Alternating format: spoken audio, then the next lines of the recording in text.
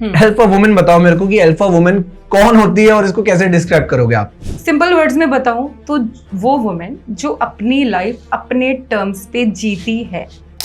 लड़का कह रहा है कि तू ये कर, तू मेरे बच्चे संभालने, मेरे लिए कपड़े धो, मेरे लिए खाना बना, वो मेल डोमिनेटिंग है। लेकिन अगर लड़की ये सब कह दे लड़के को, लेकिन सोसाइटी उसको एक्सेप्ट क्यों नहीं करती? तो आप बताइए कि हमारे धर्म पर कितना इम्पैक्ट पड़ रहा है इन चीजों से? देखो इम्पैक्ट पड़ रहा है, और प्रेमानंद जी महाराज जैसे इतने बड़े बड़े जो फेमस जो हैं जिनको लोग फॉलो करते हैं, तो उनकी वजह से काफी धर्म मेंटेन्ड भी हो रखा है। ट्विन फ्लेम एंड सोलमेट, इन दोनों चीजों को आप डिफरेंशिएट कैसे करोगे और ये दोनों चीजें है क्या? मैं भी जानना चाहता हूँ आपसे। Okay, so twin flame is दो जिस्म एक जान। मतलब लोगों को उनका ट्विन फ्लेम पूरी जिंदगी ढूंढने पे भी बहुत कम लोगों को मिलता है। That's very rare. It's like Krishna Radha. क्या होती है रिलेशनशिप और कितने समय के लिए होनी चाहिए? क्या कहना चाहेंगे आप? आप लॉयल हो और सामने वाला आपके लिए लॉयल हो तो जिंदगी भर के लिए होनी चाहिए। साइड करने की सोच रहा, आप उसको क्या मैसेज दोगे? Hello everyone, welcome to our podcast. तो देखो आज के जो हमारे गेस्ट है ना, बहुत ज्यादा स्पेशल है। द रीजन इज क्योंकि आज के जो हमारे टॉपिक्स होने वाले हैं वो होने वाले इन्फ्लुएंसर्स से रिलेटेड, जेन ज़ी से रिलेटेड, और कुछ ऐसे वर्ड्स जो डेफिनेटली आप लोग जानना चाहेंगे। और हम लोग बात करेंगे थोड़ी आज भगवान के बारे में और कुछ जानेंगे ऐसे इंटरेस्टिंग हॉट टॉपिक्स जो कि बहुत ही ज्यादा थॉट प्रोवोकिंग है। तो मेरे साथ स्टूडियो में इस टाइम है Deepti Awasthi, and she will going to tell us about everything related to a influencers life, relationships and so many things. So this podcast is for all the young people who are watching this, and start करते हैं इस podcast को जल्दी से। Hello Deepti, how are you? Hi Shubh, I am very excited and thank you कि आज हम ये कोलैब कर रहे हैं और हम मिल रहे हैं और ऐसा जबरदस्त डिस्कशन होने वाला है कि मुझे लग रहा है माइक ड्रॉप होने वाला है। एग्जैक्टली, क्योंकि यार देखो हमने ऑफ द कैमरा ही बहुत ऐसी बातें करी है, शायद वो रिकॉर्ड भी हो जाती ना अगर, हाँ। तो लोगों को उसमें भी मजा आता। राइट। मैं आपसे पूछना चाहूंगा कि आज की डेट में ना मेरे माइंड में बहुत दिनों से ना ये चीज घूम रही है, तो आप मेरे को बताओ आपका इसमें पॉइंट ऑफ व्यू क्या है, पीओवी क्या है आपका? इन्फ्लुएंसर्स आज की डेट में, there are many influencers in the industry जो कि एडल्ट कंटेंट को प्रमोट कर रहे हैं। I am not judging anyone, but yes they are promoting adult content and people are consuming it in a very vast level. बहुत ही बड़े level पर लोग देख रहे हैं उनको। Correct. There is a female models, many female models on Instagram, and they have a subscription जिसके प्राइस होते हैं लाइक 399, 400 रुपीज और 500, and there are multiple subscribers, many subscribers. Let's suppose if an influencer have 400 subscribers and उसकी monthly cost है 400 rupees subscription की. So if you will multiply that, they are earning like more than 4 lakh rupees in a month, which is more than salary of a corporate employee. तो ऐसा क्यों हो रहा है market में कि एक बंदा बंदी जो ऐसे कंटेंट को प्रमोट कर रहे हैं उनकी अर्निंग्स इतनी ज्यादा क्यों है कॉर्पोरेट एम्प्लॉय से? What's your POV on that? यार इसमें मेरा ही पॉइंट ऑफ व्यू है कि ये लोग ना न्यूड कंटेंट और अजीब तरीके के शॉर्ट क्लोथ्स है, जैसे भी, of course it's their opinion, it's their life, वो कुछ भी करें, वो उनकी बॉडी है, सेल करें नहीं करें, फोटो लगाएं, it's up to them. I mean about the content I am talking about. Okay, ठीक है, लेकिन एज पर माय ओपिनियन यार कुछ चीजें ऐसी होती है ना कि एथिक्स में भी, जैसे अर्निंग है तो आप एथिक्स में करो, पैसे कमाने एक मोरल और एथिक्स के साथ करो, एक डिग्निटी के साथ करो जी। बाकी अगर ऐसा करना हो तो ऐसा कोई भी कर सकते हैं। फिर तो पैसे तो यार कैसे भी कमा सकते हो, चोरी करके भी कमा सकते हो, गोली मार के भी कमा सकते हो। तो वो पैसे कमाने का एक सोर्स एक थोड़ा सा एक एथिकल रखना चाहिए, क्योंकि आगे के जो हमारे जनरेशन है, बच्चे हैं, वो क्या करेंगे, इनको फॉलो करेंगे, ये इन्फ्लुएंसर्स हैं, right. और उनको लगेगा कि यार ये रोल मॉडल है, ये ऐसा कर रहे हैं तो सही कर रहे होंगे। मैं कोई धरना वाली लड़की नहीं हूँ कि भाई नहीं ऐसा नहीं करना चाहिए। मैं बस ये कह रही हूँ कि कुछ चीजें ना प्राइवेट ठीक लगती हैं, बहुत ज्यादा ओपनली वाली चीजों में अगर इतना ज्यादा प्रमोट हो रहा है तो ये हमारी बच्चे या फिर आगे की जनरेशन इम्पैक्ट करेगी। सी उन लोगों ने ना पॉडकास्ट भी करे जिन फीमेल मॉडल्स की मैं बात कर रहा हूँ, and they are saying that कि ये सब ठीक है, उनका point of view, I am agree, ठीक है, करो जिसको जो करना है। The reason is if they are influencer, many people are following them, right? And जैसे कि आपने कहा, बच्चे भी वो पॉडकास्ट देखते हैं, बच्चे भी उनकी वीडियोस देखते हैं, एंड व्हाट दे थिंक, जो उनका माइंडसेट आज की डेट में बन चुका है ना, वो कहते हैं clearly on podcast, clearly on any platform कि ये सब सही है, एंड अगर they are earning from that content, so there is nothing wrong in that. And ये मेंटालिटी यंगस्टर्स की हो गई है, द पीपल जो जिनकी एज 14 है, 15 है, 16 है, तो सोचो वो भी अगर ऐसा कंटेंट बनाने लग जाएंगे, सो द फोकस जो उनका स्टडीज पर फोकस है वो कितना ज्यादा इंपैक्ट करेगा, and they will never going to think about कि यार मेरे को मेडिकल लाइन में जाना है, मेरे को इंजीनियर बनना है। तो वो वाला भविष्य तो आज के डेट में खत्म हो गया मेरे हिसाब से। अटेंशन स्पैम ही खत्म हो चुका है। आज हमारे टाइम पे मछली से भी कम अटेंशन स्पैम हो गया बंदों का, जो रील स्क्रॉल कर रहे हैं। मछली का 4 सेकंड होते हैं, हमारा 3 सेकंड अटेंशन स्पैम। बच्चे लाइक कहाँ जा रहे हैं? मतलब अब पहले ऑप्शन होता था पढ़ाई का, 2-4 स्ट्रीम्स होती थी। अब इतना ज्यादा वास्ट हो गया है कि ये वाला कर लो, अडल्ट कंटेंट कर लो और इन्फ्लुएंसर बन जाओ। मुझे लग रहा है सब इन्फ्लुएंसर ही बन रहे हैं। सो आपको लगता नहीं कि फ्यूचर क्या होने वाला है इसका, कि ये डार्क सोसाइटी बनने वाली है आपके हिसाब से, या it will going to be a positive set? मुझे ऐसा लग रहा है कि कोई कंट्रोल ही नहीं होने वाला किसी पे।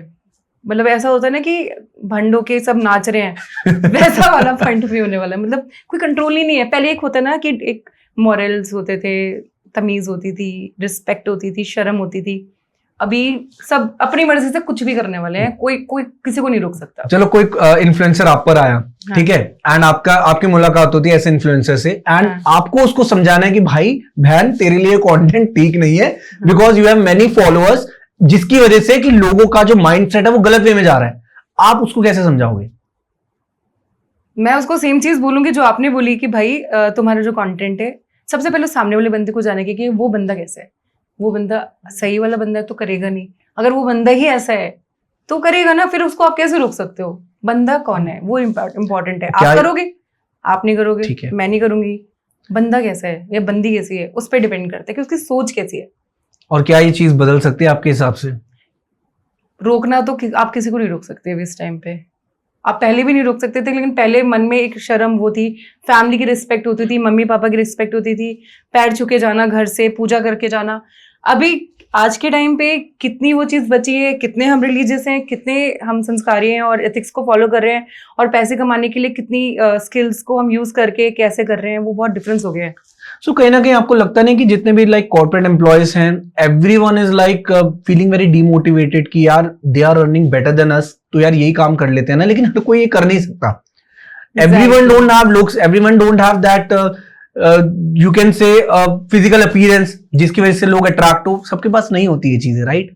सो जिसके पास है तो आपको लगता है यार वो यही काम करे तो इसका फ्यूचर है। या वो बंदा भी एक अपने डिफरेंट माइंडसेट में होगा, उसको लग रहा होगा कि उसको सबने इग्नोर कर दिया, उसके पास लाइफ में कोई अर्निंग सोर्स नहीं है। मैं सिर्फ उसका पॉइंट ऑफ व्यू समझ रही हूँ, क्यों कर रहा है। देखो हर बंदे का एक वाई होता है, मैं ये नहीं कह रही कि वो सही कर रहा है, लेकिन जब वो लाइफ में अगर अकेला होगा या अकेली होगी और उसको लगेगा भाड़ में जा दुनिया, मुझे कोई घंटा फर्क नहीं पड़ता, उसके पॉइंट ऑफ व्यू से वो मेरे बारे में क्या सोचा, मेरे बारे में नहीं सोचा, वो मुझे आके खाना नहीं खिला रहा है, वो मेरा रेंट नहीं पे कर रहा, जब इतनी एडवाइस क्यों दे रहा है? भाई नहीं देखना मेरा कंटेंट, ऐसा बोल सकता है वो, मत देख जा। देखिए the reason is what I feel personally, आज की डेट में ना ये जितना भी वेस्टर्न कल्चर है ना यार, ये इंडिया भी अडॉप्ट कर रहा है, क्योंकि वहां पर भी ये जो एडल्ट कंटेंट का कंजम्पशन लेवल है वो बहुत वास्ट लेवल पर है।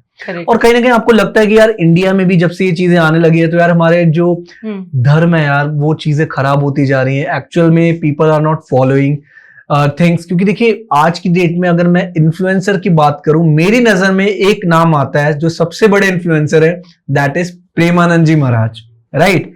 तो अगर लोग उनको फॉलो करें, और कहा जाता है कि उनको देखने से लोगों का माइंडसेट भी चेंज हो गया है। बहुत ऐसे लोग और चाहिए हमें मार्केट में। अब मैं मार्केट ही कहूंगा क्योंकि ये लोग इन्हीं लैंग्वेज से समझते हैं, आप नहीं समझा सकते कि इनको लोग नहीं कहेंगे, मार्केट कहेंगे, सो दैट इनके लिए इजी हो जाएगा समझना। तो आप बताइए कि हमारे धर्म पर कितना इम्पैक्ट पड़ रहा है इन चीजों से? देखो इम्पैक्ट पड़ रहा है, और प्रेमानंद जी महाराज जैसे इतने बड़े बड़े जो फेमस जो हैं, जिनको लोग फॉलो करते हैं, तो उनकी वजह से काफी धर्म मेंटेन्ड भी हो रखा है। करेक्ट, ठीक है। फैमिलीज में ऐसे प्रवचन हमारे घर में चलते हैं, शिव जी के, प्रेमानंद महाराज, उन लोगों के चलते हैं, तो मुझे लग रहा है वो चीज़ बैलेंस हो रही है, लेकिन अभी आउट ऑफ कंट्रोल हो रहे हैं।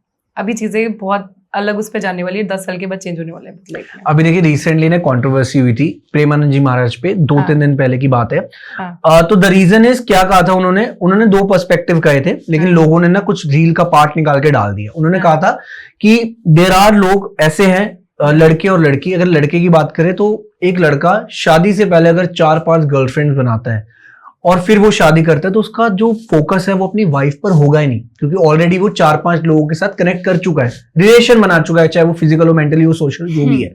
और सेम उन्होंने बात कही थी लड़कियों पर कि अगर एक लड़की 4-5 बॉयफ्रेंड बना रही है, लोगों के 4-5 लोगों को अपनी लाइफ में एंटर करने दे रही है, उसके बाद जब वो शादी करती है उसका फोकस अपने हस्बैंड पर नहीं होगा, उसके बाद एक्स्ट्रा मैरिटल अफेयर्स होंगे। सो लोगों ने ना सिर्फ ये जो लड़की वाला पार्ट था ना वही डाला, लड़कों वाला पार्ट नहीं डाला। उनको भी लोग कहीं ना कहीं कहते हैं कि उनकी वैल्यू को डाउन करने की कोशिश करी गई है, प्रेमानंद जी महाराज जी को। सो आपका पर्सपेक्टिव क्या है कि ये कितनी बात सच है? देखो, मेरा पर्सपेक्टिव ये है कि कुछ शादी करके भी कुछ झंडे नहीं गाड़ लेते लोग, ठीक है? ओके, मैं समझ गई उनका पॉइंट ऑफ व्यू कि हमारी जो रीत चलती आ रही है, शादी करो, बच्चे करो, आगे बढ़ो। आज की जनरेशन खुश रहना जानती है, मुझे ऐसा लगता है।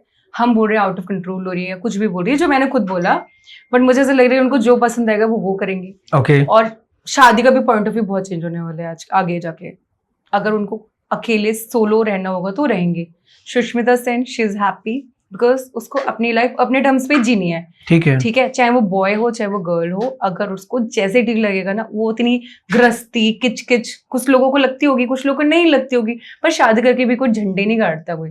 ठीक है। अब सेकेंड पॉइंट कि हाँ, एक्स्ट्रा मैरिटल अफेयर करेगा, डेफिनेटली कर सकता है, और अभी चल भी रहे होंगे। आपको कैसे पता कि अभी तक नहीं हो रहे होंगे एक्स्ट्रा मैरिटल अफेयर और इन सब चीजों के बाद हो जाएंगे? मे भी हो रहे हो, वो नहीं पता चलता होगा, क्योंकि आप बहुत सारी अरेंज मैरिजेस हो जाती हैं जो सिर्फ अरेंजमेंट्स होते हैं। ठीक है, लव मैरिजेस बहुत कम लोगों को अपने सोलमेट्स मिलते हैं, बहुत कम लोगों को अपने लाइफ पार्टनर्स मिलते हैं कि जो उनकी तरह होते हैं, जो उनको एक ग्रो करवाते हैं।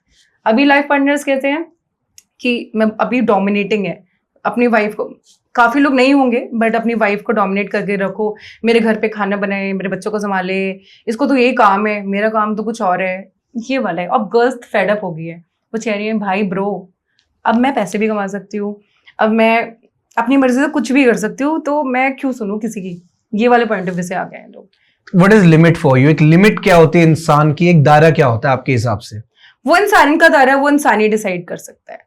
हर बंदे का दायरा अलग होता है, चाहे वो विजन्स का हो, चाहे वो ड्रीम्स का हो, चाहे वो इन सब चीजों का हो। हर बंदे का दायरा एक उसका दायरा है। आप नहीं बोल सकते कि उसका कितना दायरा है। मेरी एक अलग लिमिट है, आपकी एक अलग लिमिट है, हर बंदे की डिफरेंट लिमिट है। ठीक है। आप मेरे को एक चीज बताइए कि आज की डेट में ना बहुत रील्स हम देखते हैं कि एक अल्फा मैन, ठीक है, और वहीं एक टर्म आती है alpha women. So alpha man तो हम समझ गए क्या होते हैं, अल्फा वुमेन बताओ मेरे को कि अल्फा वुमेन कौन होती है और इसको कैसे डिस्क्राइब करोगे आप? देखो, अल्फा वुमेन सोसाइटी के नजर में होती है एक चुड़ैल। ऐसा क्यों? एक चुड़ैल होती है, ठीक है। क्यों होती है? क्योंकि वो बंदी इंडिपेंडेंट है, क्योंकि वो बंदी बहुत नखरे वाली है और अपने एटीट्यूड में रहती है, ओवर कॉन्फिडेंट है वो, ठीक है, और इसको कोई फर्क नहीं पड़ता, फीलिंग्स नहीं है, और मतलब बहुत हार्श है वो वुमेन, ऐसा लोग समझते हैं। बट अल्फा वुमेन वो वुमेन होती है जो गिव अप नहीं करती। सिंपल वर्ड्स में बताऊं तो वो वुमेन जो अपनी लाइफ अपने टर्म्स पे जीती है और अपने लिए स्टैंड लेती है, वो अल्फा वुमेन है। चलो ठीक है। अब ये जो आपने स्टेटमेंट दी, मेरे को एक चीज बताओ भाई, हम इन्फ्लुएंसर्स की बात कर रहे थे। हाँ। जो इन्फ्लुएंसर्स ऑलरेडी एडल्ट कंटेंट बना रहे हैं, वो भी तो ये कहते हैं कि यार हम भी इंडिपेंडेंट वुमेन है यार, हम लोग भी अपने पैर पे स्टैंड करके हम लोग भी पैसे कमा रहे हैं अपनी मर्जी से। अगर हम कंपेयर करें एक अल्फा वुमेन को, क्या वो अल्फा वुमेन की टर्म उनको दी जा सकती है? दी जा सकती है, क्योंकि अल्फा वुमेन ये नहीं डिफाइन, क्यों सनी लियोनी अल्फा वुमेन नहीं है? क्यों नहीं है?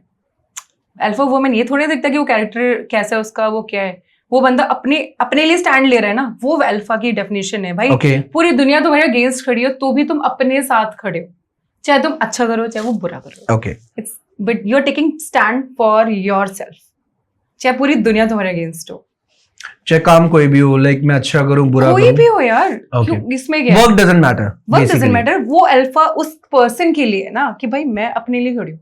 अभी जैसे एनिमल में वो बंदे वो अल्फा मेल है, वो क्या क्या क्या डेफिनेशन बताई थी उसने एनिमल में, रणवीर ने, कि कुछ होते हैं जो सब लड़कियां अल्फा मेल को पसंद करती थी, लेकिन उसके बाद क्या हुआ कि फिर सब लोग उनके पीछे पड़ने लगे तो उन बाकी लोगों पे ध्यान नहीं गया। तब सिंगर्स आ गए, तब शायर आ गए डिस्ट्रैक्ट करने के लिए। तो वो चलो मेरे को एक चीज मैं आपसे वैसे ही पूछना चाहूंगा, अच्छे भी हो सकते बुरे भी हो सकते, पर अपने लिए स्टैंड ले रहे हैं। ठीक है।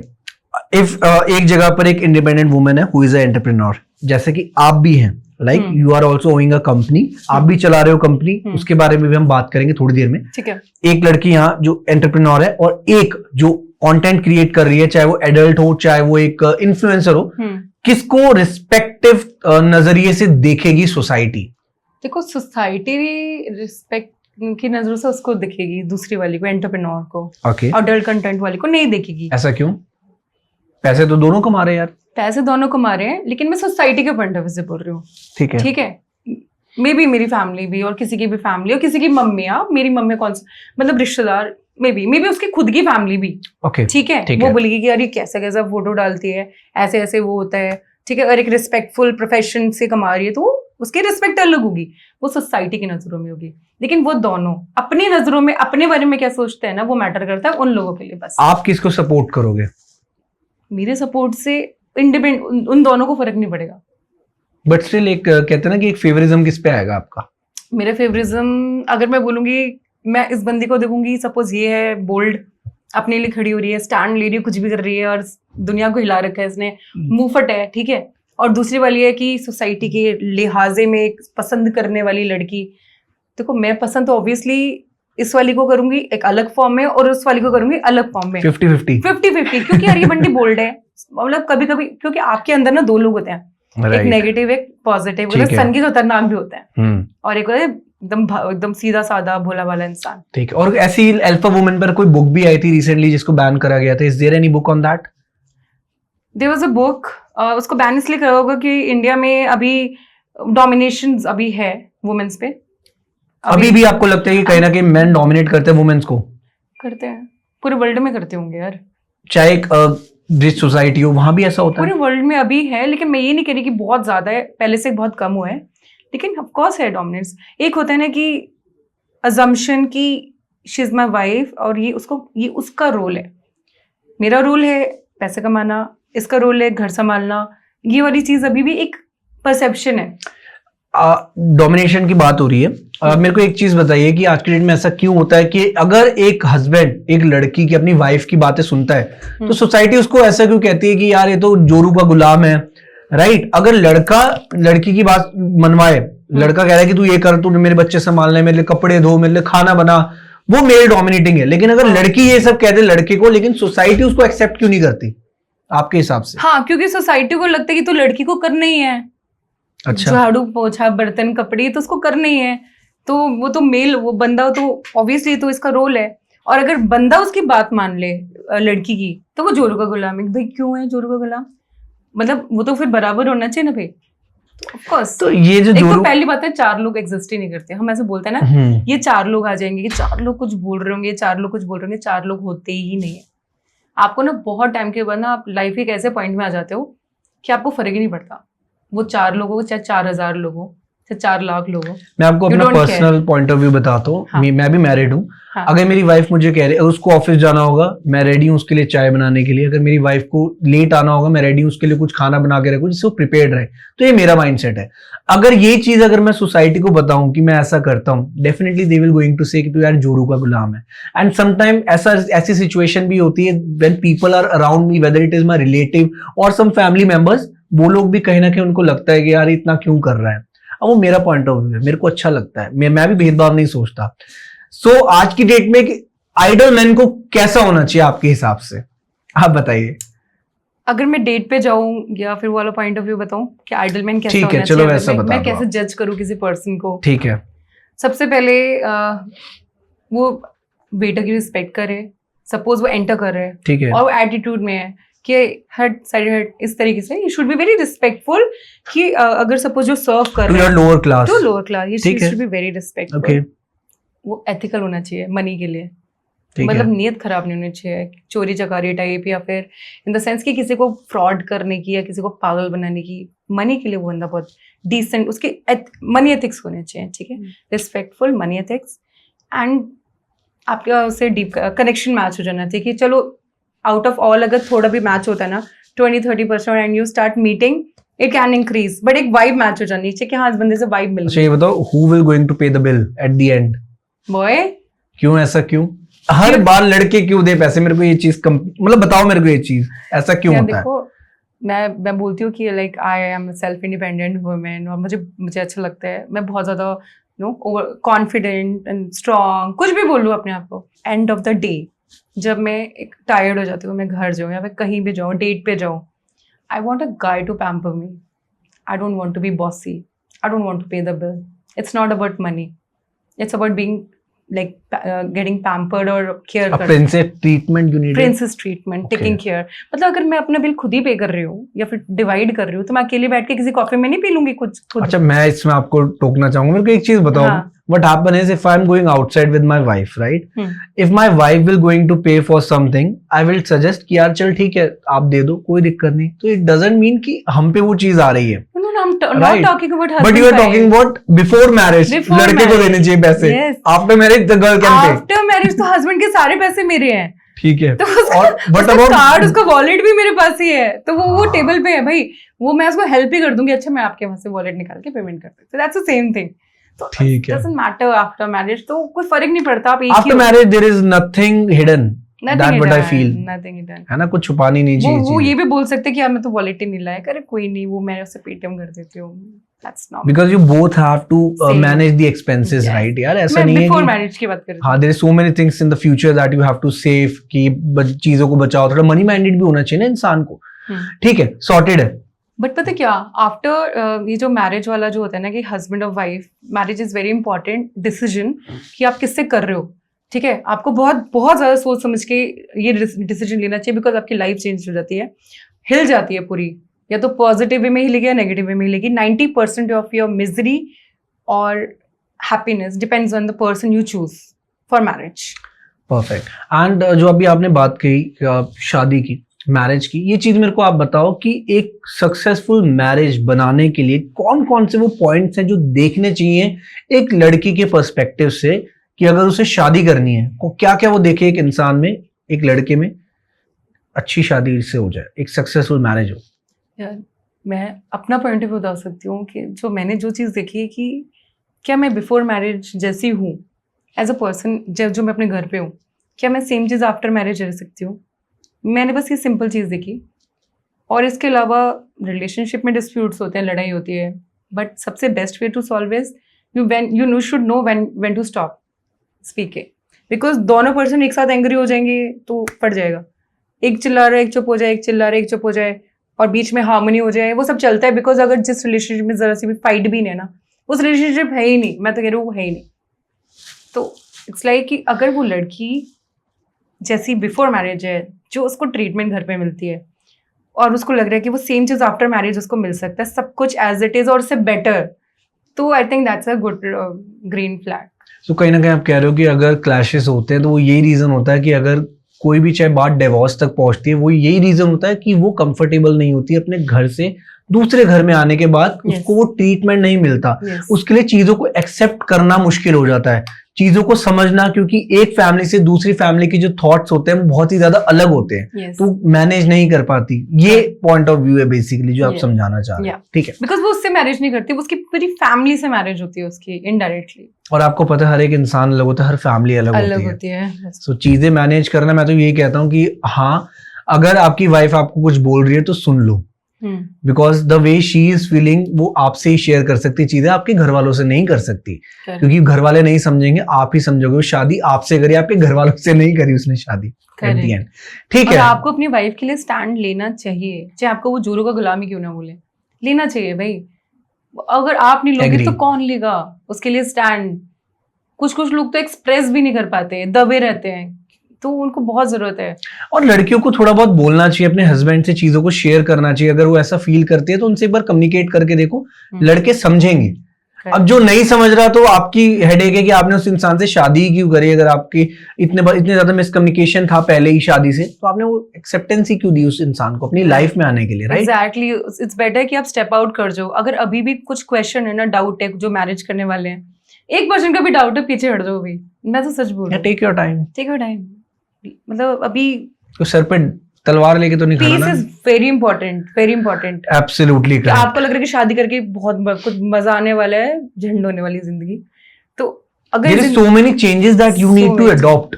आपको भी चेंजेस एक्सेप्ट करने पड़ेंगे। You are sharing your life with a partner, right? So there is so many things that you have to accept. I do agree. Right. ठीक है. बट एक बार अगर आपने शादी कर ली तो आपका हस्बैंड या आप अपने वाइफ के लिए खड़े रहो. अगर कुछ भी सिचुएशन हो जाए साथ मत छोड़ो यार, क्योंकि क्या है कि बहुत छोटी सी कुछ प्रॉब्लम हो जाती है. मैंने मेरे किसी नोन का भी रिसेंट कुछ इंसिडेंट था. जी. उसके हस्बैंड का कुछ प्रॉब्लम चल रहा था, एकदम से हुआ एंड वाइफ सेड कि मुझे डिवोर्स चाहिए. मैंने कहा यार अच्छे वक्त में तो पूरी दुनिया साथ होती है, सब पार्टी करने आ जाते हैं फ्री में. जब रियल में जरूरत होती है तब आप उसके साथ हो या नहीं हो वो मैटर करता है. तो उसका साथ मत छोड़ो, क्योंकि लो पॉइंट में ही तो सबसे ज्यादा जरूरत होती है लाइफ पार्टनर की.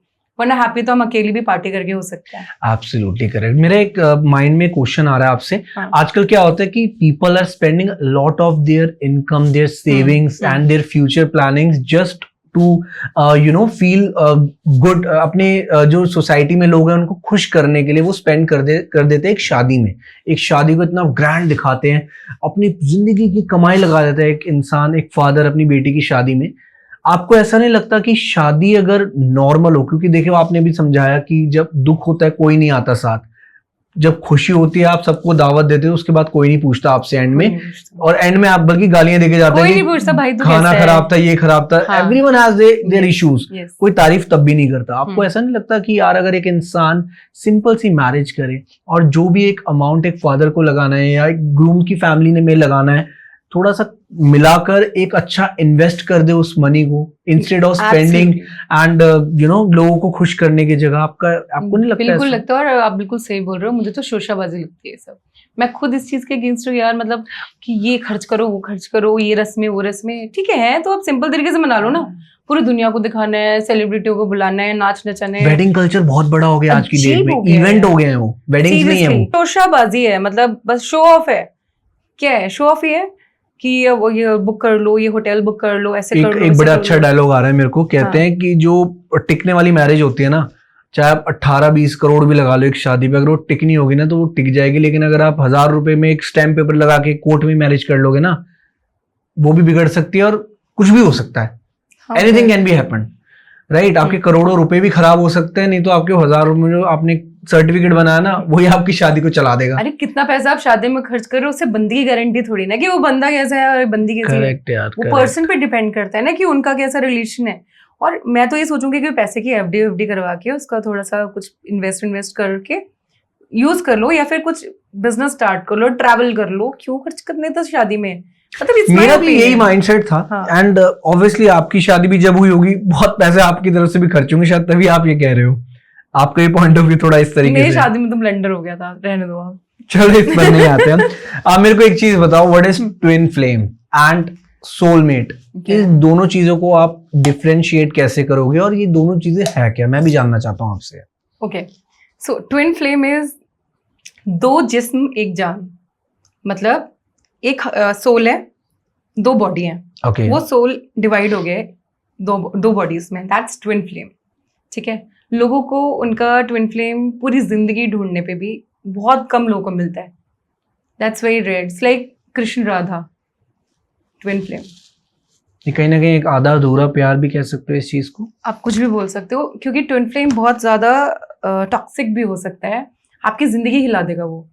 आपको इसलिए हिलाएगा ताकि आप स्पिरिचुअली और मेंटली और हर पर्सपेक्टिव से लाइफ में ग्रो कर पाओ इंडिविजुअली सोल्स, क्योंकि वो एक ही सोल है. वो बस आप एक सोल है, दो बॉडी में है. वो पहचान जाएगी एक दूसरे को देखते ही. आपको कभी ऐसा हुआ होगा कि किसी से मिले होंगे, आपको लगा हो कि मैं इसको हमेशा से जानता हूँ. ये नहीं पहले से जानता हूँ, हमेशा से जानता हूँ. पहली बार मिलने पे वो वहां से फीलिंग स्टार्ट हो जाती है. और कभी कभी लोग इसको मिसअंडरस्टूड कर लेते हैं टॉक्सिक पर्सन से और ट्विन फ्लेमर से. ट्विन फ्लेम में आपको हमेशा, भले ही आपको कितना भी टॉक्सिक हो, आपकी लाइफ ग्रो होती है, दूर दूर हो, लेकिन आप इंडिविजुअली एक पर्सनालिटी निकल के आती है. मतलब आप समझ रहे हो कि आप मेरे सपोज ट्विन फ्लेम हुए ना, तो सोचो आप मेरा शीशा हो, you are my mirror. Got it. This is twin flame. Soulmate क्या होता है? सोलमेट होता है कि वो पर्सन जिसके साथ आप रिलैक्स, पीस है. ट्विन फ्लेम समझ लो आतंक, और soulmate is relax and peace. For example, बारिश हो रही है, आप अपने ट्विन फ्लेम के साथ हो, ठीक है, और आप अपने सोलमेट के साथ हो. उस बारिश में वो आपका सोलमेट आपके लिए चाय और पकौड़ा लेके आएगा। ठीक है, ठीक है, चलो रिलैक्स, बारिश एंजॉय करते हैं। ठीक है। और ट्विन फ्लेम पर्सन आपके साथ उस बारिश में भीगेगा, ये डिफरेंस है। एंड आई गेस काफी लोगों को समझ आ गया होगा, उनकी लाइफ में डेफिनेटली कोई ना कोई ऐसा पर्सन क्योंकि आया वो होगा। सेम ही पर्सन होते हैं भाई, मिरर है ना। सपोज मुझे बारिश में भीगना है, ठीक है, मेरा ट्विन फ्लेम को भी भीगना ही होगा ना, क्योंकि हम सेम है, सेम कुछ भी चेंज नहीं है। तो राधा कृष्ण में भी अगर बात करूं, मैं आपको एक स्टोरी भी समझाता हूँ। हाँ। एक स्टोरी थी, बड़ी प्यारी थी वो। हाँ। मेरे हिसाब से ट्विन फ्लेम से कनेक्ट करती है कि एक्चुअल में क्या होता है। जब कृष्ण जी अपनी नगरी द्वारका को छोड़कर जा रहे होते हैं, तो राधा रानी पीछे से उनको आवाज मारती है। एक बार मारती है, कृष्ण जी नहीं सुनते, कृष्ण जी चलते रहते हैं। फिर दोबारा से राधा रानी उनको आवाज मारती है, कृष्ण जी फिर भी नहीं सुनते। तीसरी बार राधा रानी कृष्ण जी को आवाज मारती है और बोलती है कि आपको तो मेरे से शादी करनी थी, आपको करनी चाहिए मेरे से शादी, आप ऐसे क्यों जा रहे हो। अब राधा रानी रो रही है बहुत ज्यादा, कह के चिल्ला रही है बिल्कुल ही। कृष्ण जी ने सुना, लेकिन जब कृष्ण जी टर्न होते हैं ना, और राधा रानी और कृष्ण जी की आंखें मिलती हैं, तो जो कृष्ण जी होते हैं वो स्वयं राधा रानी बन चुके होते हैं। Exactly. एंड ये एक कनेक्शन है। फिर वो जो कृष्ण जी होते हैं वो राधा रानी को कहते हैं हम कैसे शादी कर ले, एक ही है, हम दोनों तो एक ही है ना। और वो डिवाइन ट्विन फ्लेम है उनका, उनसे एग्जैक्टली बहुत डिवाइन एंड प्योर। तो वही बात है, वो किससे शादी करे एट द एंड, वो कहते हैं राधा मैं किससे शादी करूं। ट्विन फ्लेम की शादी नहीं होती, बहुत रेयर होता है, और ये लोग लाइफ में साथ में नहीं रहते हैं, ये अलग रहते हैं, क्योंकि वो एक ही पर्सन है, मैं खुद से शादी कैसे कर सकती हूँ, वैसा वाला सीन हो जाता है। और कहीं ना कहीं अभी एक रिसेंटली मूवी भी आई थी कलंक, काफी टाइम हो गया, उसमें भी उनका जो प्यार था वो अधूरा था। ऐसा लगता है कि जब किसी का प्यार अधूरा रह जाता है उसको भी ट्विन फ्लेम बोल सकते हैं। हो कि लेट्स सपोज शादी किसी से होगी, लेकिन आपका जो दिल है, जो सब कुछ है, मन सारा एक जगह है, लेकिन आप अपने पर्सन को भी हर्ट नहीं करना चाहते, वहां भी ये वाला सिस्टम लागू हो सकता है। अगर वो पर्सन उसका ट्विन फ्लेम है, वो उस पर्सन को पता चल जाता है, आपको पता चल जाएगा कि ये मेरा ट्विन फ्लेम है, बहुत स्ट्रॉन्ग फीलिंग आती है आपको। हर चीज सेम होती है यार, मतलब खाने का स्टाइल, पीने का स्टाइल, बात करने का स्टाइल, सोचने का स्टाइल, पागलपन का स्टाइल, आप मिरर हो एक दूसरे के, तो आपको पता चल जाता है। और आप नहीं मिल पाते हो, बहुत हिला देता है वो जिंदगी आपकी। आप जितने एग्रेसिव वो भी उतना एग्रेसिव, आप तूफान तो वो महा तूफान, ऐसा होता है, राउडी के भी राउडी। चलो हम रिलेशनशिप की बात कर रहे हैं। हाँ। आज की डेट में रिलेशनशिप आपकी नजर से क्या है? क्योंकि आज की डेट में आपको पता है कि जो रिलेशनशिप का टाइम हो गया ना, सिचुएशनशिप, रिलेशनशिप, एक हफ्ते के लिए, 2 हफ्ते के लिए, 1 महीने के लिए, 1 मिनट तो मैंने ज्यादा ही बोल दिया आपको आज की डेट में, जो रिलेशनशिप का टाइम फ्रेम चल रहा है। So what is a relationship for you? क्या होती है रिलेशनशिप और कितने समय के लिए होनी चाहिए? क्या कहना चाहेंगे आप? जिंदगी भर के लिए होनी चाहिए। अगर आप मन सच्चा है और आप ट्रस्ट आप लॉयल हो और सामने वाला आपके लिए लॉयल हो, तो जिंदगी भर के लिए होनी चाहिए।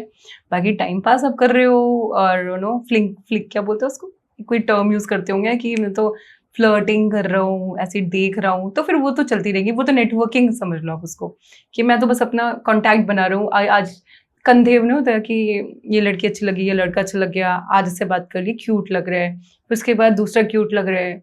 वो माइंड फिक्स नहीं है, मतलब उसको वो पर्सन नहीं मिला अभी तक जो वो ढूंढ रही है। और कहीं ना कहीं रिलेशनशिप में एक टॉक्सिक रिलेशनशिप कब बन जाता है? जब एक इंसान किसी को फॉर ग्रांटेड ले ले।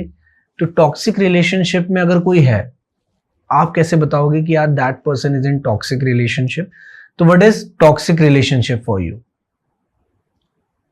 जब कोई पर्सन आपके साथ अच्छा है तो अच्छा है, कोई आपके साथ बुरा है तो बुरा है। टॉक्सिक रिलेशनशिप ऐसा होता है, अभी अच्छा है, थोड़ा टाइम के बाद बुरा है, फिर अच्छा है, फिर और बुरा है। आप समझ ही नहीं पा रही है बंदा अच्छा है कि बुरा है, आप कंफ्यूज होकर रुको के जाओ। सबसे बड़ा रेड फ्लैग है, समझ ही नहीं आ रहा क्या करें, ये बंदा अच्छा है कि बुरा है। रेड फ्लैग के एग्जांपल दो मेरे को। और पब्लिक में बात करते करते आपको गाली देना। ओके। हाँ, करते हैं लोग, they abuse the partner, I've seen. And still that girl is with that guy? वही तो उसको समझ नहीं आता, फिर उसके नेक्स्ट टाइम के बाद वो उसको पैम्पर करने लग जाते हैं बहुत ज्यादा। अब वो बंदी वो सोच रही है कि यार इसके साथ इतना टाइम इन्वेस्ट करा, इसके साथ इतने टाइम से मैं रुक रही हूँ, मैं कैसे छोड़ दूँ? अभी तो अच्छा हो गया ना वापस, अब्यूज कर रहा था, अभी तो अच्छा हो गया ना वापस, ऐसा ये रेड फ्लैग है। एक मैसेज, आपको पता ही नहीं चलता कि कब बाहर निकलना है और आप फंस जाते हो। एक मैसेज मैं भी देना चाहूंगा इस पॉडकास्ट के थ्रू कि कभी भी अगर किसी को लाइफ में लगे कि दैट योर पार्टनर, चाहे वो एक पार्टनर हो, चाहे वो आपका कोई भी रिलेशन हो, चाहे वो एक फैमिली में भी रिलेशनशिप हो, किसी के साथ भी मैं बात कर रहा हूं यहाँ पर, कोई भी हो सकता है वो इंसान, अगर इफ समवन इज उस स्टेज पे कोई आ गया, if someone is abusing you, then at that point of time उस जगह से निकल लो. That person is no belongs to you. वो आपका वो अपना है ही नहीं. अगर उसने अगर आपको अब्यूज कर दी, मेरी नजर में, ये मेरा पॉइंट ऑफ व्यू है, चाहे एक रिलेशनशिप आपका वाइफ के साथ हो, मैं इनफैक्ट कहता हूं कि अगर पेरेंट्स भी कहीं ना कहीं अब्यूज करे, चलो ठीक है, समझ आते क्योंकि यार हमारे माँ बाप ने बहुत हमें गाली दी है, हमने काम ही ऐसे करे हैं. आज की डेट में अगर पेरेंट्स भी गालियां देते हैं, कहीं ना कहीं बच्चा ऑफेंड करता है, लेकिन सबको समझ आता है कि वो गाली किस चीज के लिए है. अगर आपको लगता है कि वो गाली बिल्कुल ही गलत है, जिस काम आपका काम अच्छा था लेकिन तब भी आपको ऐसी गालियां पड़ रही है जो आपके लिए अच्छी नहीं है, तो कोई भी रिलेशनशिप हो आप उससे दूर हो जाओ, just because of your mental peace. अगर पीस नहीं है ना इंसान की लाइफ में, तो उसकी लाइफ खत्म है. तो ये मेरा पॉइंट ऑफ व्यू है इस चीज को लेकर. एब्सोल्युटली. अब ऐसे स्टेट ऑफ माइंड में आ गए हैं कि भाई पीस चाहिए, पैसा वैसा चलो ठीक है भाई, आ जाए, चिल कर लेंगे, लाइफ जी लेंगे, एंजॉय कर लेंगे. पर मेरे लिए ना बहुत सारा पैसा तो ठीक है, एम्बिशियस हूँ, लेकिन पीस बहुत मैटर करती है यार. एवरी जगह, हर जगह चाहिए पीस. और जहां ये गाली गलौज वाला सिस्टम आ जाता है ना, मेरे को भी समझ नहीं आती चीजें. मेरी नजर में वो इंसान टाटा बाय बाय भाई, एक बार आखिरी बार बात क्या मैं देखूंगा मैं उस इंसान को. So that much of peace everyone needed in their life, जो होना चाहिए. Absolutely right. अब आप मेरे को कोई ऐसी कोई स्टोरी बता सकते हो रिलेटेड टू अ रिलेशनशिप. हमने कृष्ण जी और जैसे राधा रानी के डिस्कस करा, कोई भी ऐसा कोई आपको जो आप समझा सको रिलेशनशिप के बारे में किसी स्टोरी के थ्रू, कोई है आपके माइंड में? ठीक है, चलो मैं आपको रिलेशनशिप को बताती हूँ. देखो, एक होते हैं अनकंडीशनल लव, शिव जी और पार्वती जी. ठीक है, ओके. वो महलों की राजकुमारी, शिव जी पहाड़ों पे रहने वाले हमारे भोले प्यारे से शंभू, और पार्वती जी ने उनके लिए तपस्या करी, शिव जी को पाया. और शिव जी की पार्वती जी के जो मम्मी और पापा थे, जब वो बारात आ रही थी, तब उन्होंने देखा कि कृष्ण जी और ये सब इतने सुंदर सुंदर बन के आ रहे हैं, तैयार होके आ रहे हैं, श्रृंगार करके आ रहे हैं. तो पार्वती जी की माँ ने बोला कि इनकी बाराती इतनी सुंदर है तो दूल्हा कैसा होगा. दूल्हा आ रहे हैं राक्षस दानवों के साथ भस्म लगाते हुए. शिव जी बहुत ही क्यूट है यार, बहुत भोले से हैं, और मतलब उनको नहीं पता कि मैं ऐसे जाऊंगा तो गड़बड़ हो सकती है. वो तो अपने रियल अंदाज में चलोगे, चलो जी सारे आगे, चलो जी आज अपने दोस्त यार चलो. और वो मतलब राक्षस भी उनके दोस्त हैं, और वो भगवा देवता तो है. पूरी बारात उनकी ऐसी थी. पूरी बारात ऐसी थी. और समुद्र मंथन वाला सीन आपको पता है? हाँ जी, थोड़ी बहुत स्टोरी पता है मेरे को. उसमें मतलब जब देवता और राक्षस लड़ रहे थे, अब मैं आपको ना कॉर्पोरेट लीडर की इसमें बात बताऊंगी. शिव जी बहुत बड़े लीडर है, मतलब उनसे ना हम लोग कॉर्पोरेट में एक लीडरशिप क्वालिटी डिस्कस मतलब सीख सकते हैं कि एक लीडर जब सिचुएशन ऐसे खराब हो जाए तो आपको एक फ्रंट स्टेप लेना होता है. एक लीडर क्या करता है, दानव और देवता, जब राक्षस देवता उसके लिए विष अमृत के लिए जब वो समुद्र मंथन हो रहा था, तब वो खींच रहे थे रस्सी, तो उसमें क्या हुआ था, एक ना लोटे में वो निकला था, विष निकला था, बहुत जहरीला था, और वो ऐसा था कि अगर वो गिर जाता तो पूरी दुनिया तबाह हो जाती. और उस टाइम पे ना देवता त्राहिमाम करते करते वहां पहुंच गए विष्णु जी के पास कि विष्णु आप भगवान जी हमें आपकी मदद चाहिए, ये विष इस तरीके से आ गया और पूरी धरती तबाह हो जाएगी, गिर गया तो कुछ हो गया तो विष्णु जी ने बोला सिर्फ महादेव निकाल सकते हैं हम इन सब सिचुएशन से. एग्जैक्टली, बिल्कुल करेक्ट. महादेव ने एक सेकेंड नहीं सोचा, वो लीडर हैं, और लीडर तो मैं बहुत छोटी बात बोल रही हूँ, वो तो महादेव हैं. लेकिन अगर हम अपने कॉर्पोरेट में इसको आजमाएं कि भाई जब सिचुएशंस आती है तो सब लोग गिव अप कर देते हैं, भाग जाते हैं, एक लीडर रिस्पॉन्सिबिलिटी लेके ना आगे खड़े हो जाते हैं. ठीक है, तो महादेव हमारे आए और उन्होंने पी लिया, तो पार्वती जी ने उनके गले में ऐसे हाथ रख लिया ताकि वो अंदर तक ना जाए विष. तो एक बहुत स्ट्रॉन्ग लीडर है महादेव, मतलब खतरनाक वाले. अभी जैसे आपने पूछा कि लाइक शिव मेरे लिए क्या है, मैं तो एक ही चीज कहूंगा कि सब कुछ ही शिव है. अगर मैं खुश हूं तो वो भी शिव है, अगर मैं दुखी हूं तो वो भी शिव है. मैं हंस रहा हूं वो शिव है, मैं रो रहा हूं वो शिव है. मैं जी रहा हूं वो शिव है, मैं मर गया वो शिव है.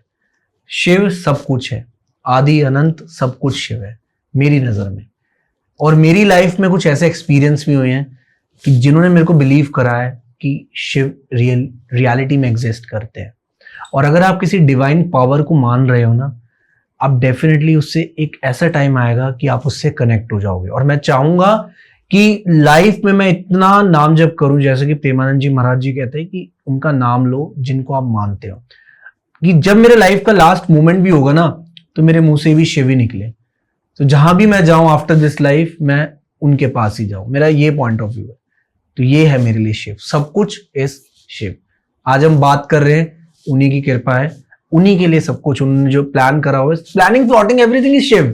मैं अगर यहाँ पे बैठी हूँ ना, जी बिकॉज ऑफ महादेव। बिल्कुल मेरी सही। जिंदगी में ऐसी ऐसी चीजें हुई हैं कि जिंदगी खत्म है। मतलब बंदा सोच नहीं पाएगा कि आगे क्या करना है, वो सोचेगा सुसाइड ही कर लूं। खत्म, मतलब डेड। और बहुत बड़े बड़े कांड हुए हैं मेरी लाइफ में, बहुत मतलब खतरनाक वाले। मतलब आप उस पे ना मूवी बन सकती है, इतने खतरनाक।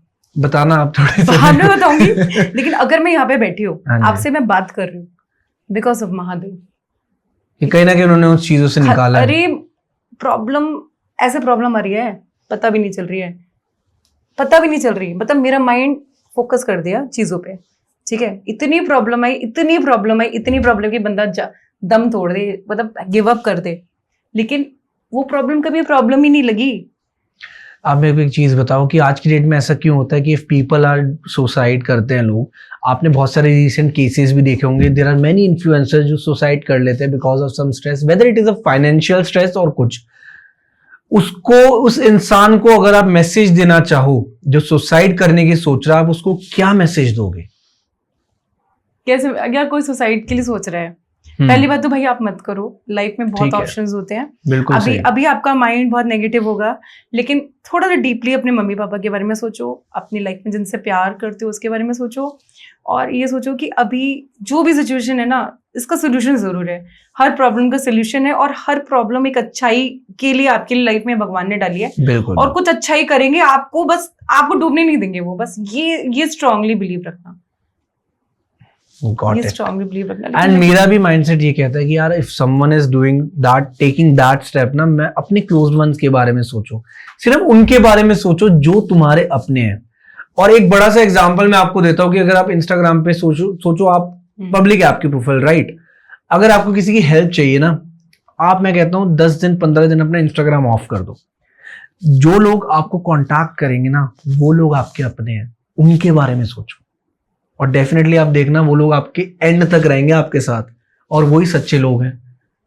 और इनफैक्ट उसमें आपकी फैमिली मेंबर्स भी काउंट करूंगा मैं। अगर if they are living outside, वो आपको रीच आउट करने की कोशिश, जो इंसान आप तक पहुंचने की कोशिश कर रहा है ना, वो आपका अपना है। मैं तो ये बोलूंगी कि आप बहुत सही बात बोल रहे हो, लेकिन जो इंसान बिना किसी मतलब के, बिना किसी लालच के आपको कॉल कर रहे हैं, आपका हालचाल पूछ रहे हैं, हाँ। आपने खाना खा लिया, वो आपका अपना है। और उस बंदे को मत छोड़ना, वो उसको ना रखना संभाल के, बिना किसी मतलब के। चलो हम दोस्ती पर बात करते हैं, फ्रेंडशिप पर बात करते हैं। What is friendship for you? आपके एक्सपीरियंस से, जो भी आपके एक्सपीरियंस है, कैसे दोस्त होने चाहिए एक इंसान की लाइफ में, सक्सेस के टाइम भी और फेलियर के टाइम भी? यार मेरे बहुत सारे दोस्त हुआ करते थे कॉलेज टाइम पे। फिर उसके बाद जब लाइफ में बहुत सारे अप्स एंड डाउन्स आए, प्रॉब्लम आई, सारे दोस्त छोड़ गए। ऐसा क्यों हो गया? कोई भी नहीं था साथ, अकेली थी मैं उस टाइम। तो एक भी नहीं था आपके साथ? एक तो होंगे जिनको पता नहीं होगा मेरे प्रॉब्लम के बारे में, बट जिनको प्रॉब्लम के बारे में पता था, दे वैनिश हो गए मतलब मेरी लाइफ से। मतलब इट्स लाइक कि मैं एग्जिस्ट ही नहीं करती उन लोगों के लिए। तो मुझे ये चीज़ समझ आ गई कि जब पार्टी होती है, जब फ्रेंड्स फ्री में जब पार्टी वार्टी करते हैं, चिल करते हैं, कूल करते हैं, वो फ्रेंडशिप ठीक है। लेकिन जब आपकी लाइफ में आप लो पॉइंट पे हो, जो आपके साथ आगे खड़ा हो जाए, वो रियल फ्रेंड्स हैं। और ऐसा क्यों होता है कि लाइक मैंने भी अपनी लाइफ में फेस करा, आज की डेट में मेरे जो रियल फ्रेंड्स हैं, लाइक मैं एक भी नहीं कह सकता कि जिस पे मैं प्रॉपरली ट्रस्ट कर सकूं। और मेरे भी बहुत फ्रेंड्स थे from the college life, and then after that music life, फिर मेरा कॉर्पोरेट वर्ल्ड। आज की डेट में किसी से बात करना भी पसंद नहीं करता। ऐसा क्यों? ये माइंडसेट ऐसा क्यों आया?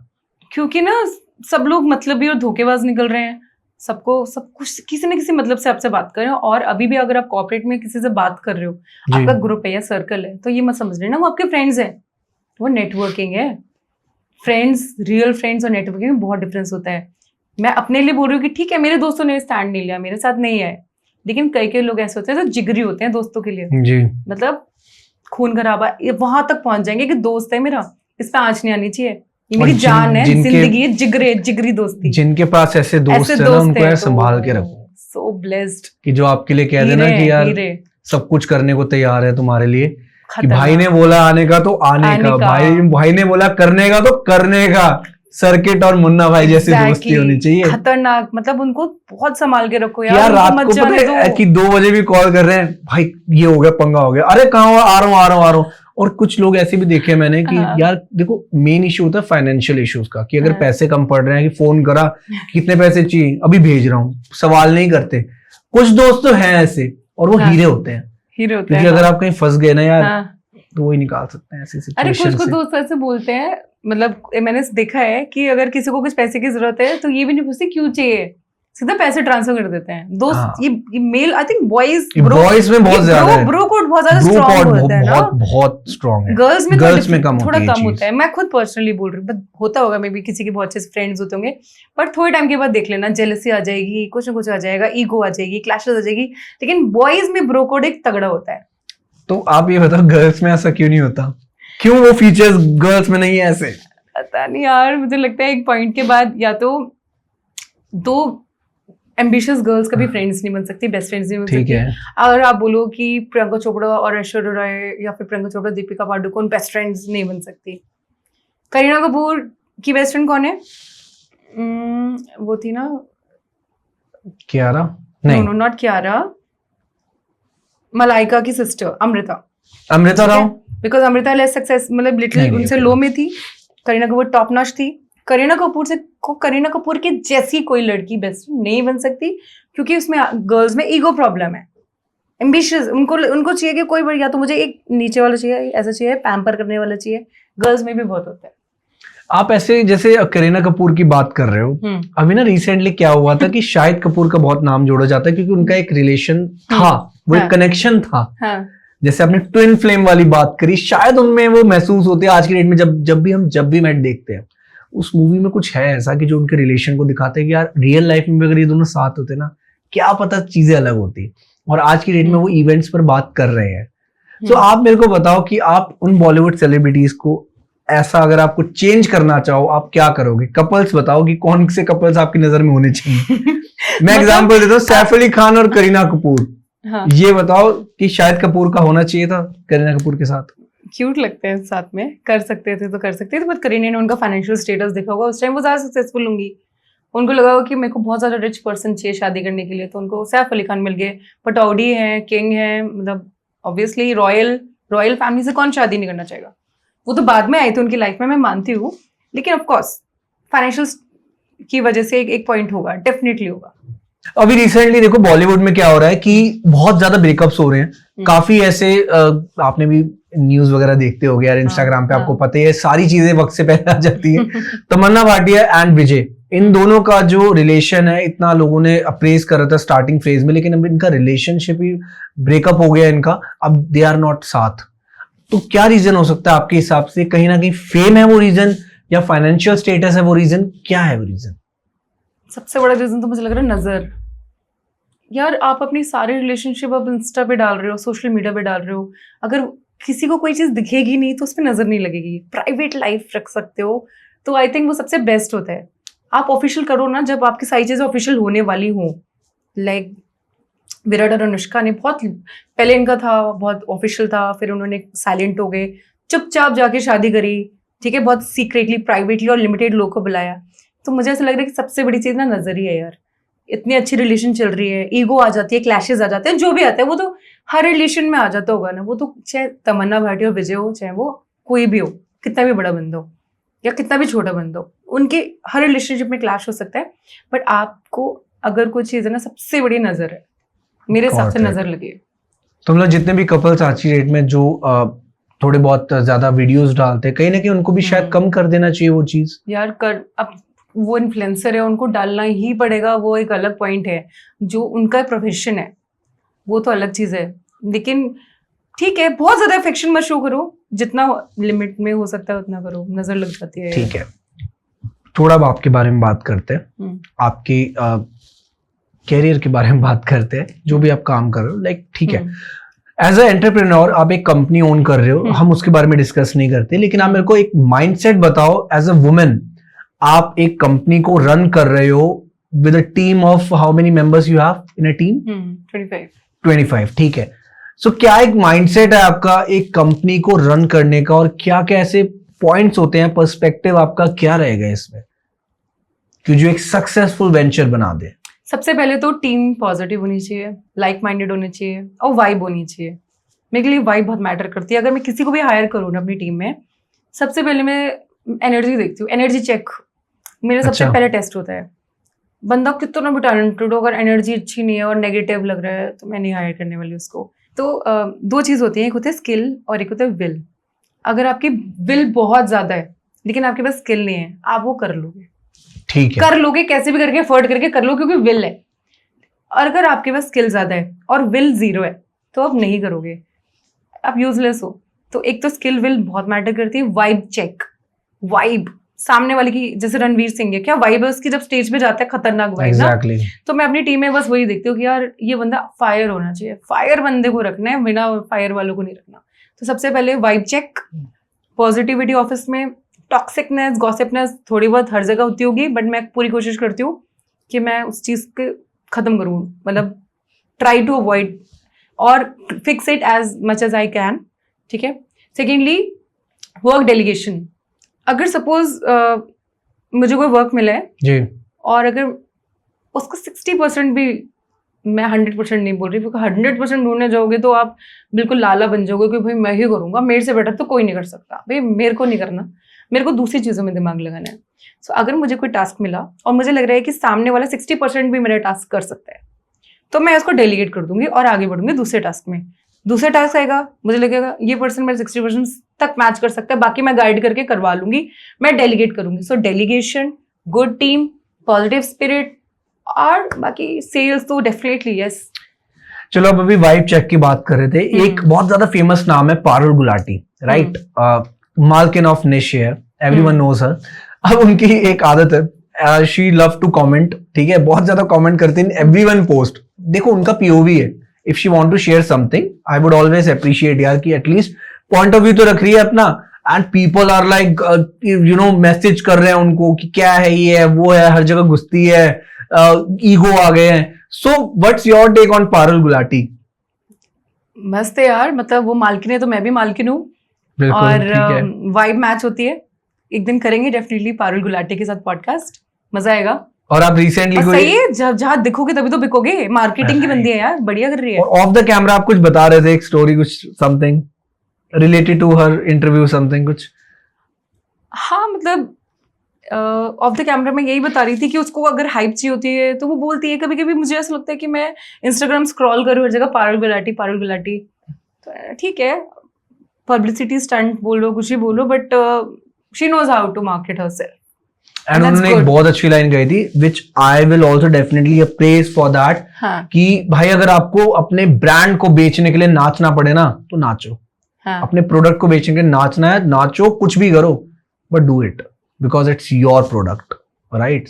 सो आप भी ऐसा कभी सोचते हो कि मैं भी कुछ करूं इंस्टाग्राम पर? 24 घंटे में अपने प्रोडक्ट, मतलब मुझे ऐसा लग रहा है कि मैं 24 घंटे काम कर रही हूँ। एक एंटरप्रेन्योर जो बिजनेस पर्सन होता है, मालकिन 2, वो मालकिन 1 था, मैं मालकिन अपनी कंपनी की तो मालकिन हूँ, तो मैं भी अपनी महारानी हूँ। तो हाँ यार, 24 घंटे काम करना होता है। आपके सपने में भी ना क्लाइंट, पेमेंट, कस्टमर, ये सब आ रहा होता है, सच में आ रहा होता है।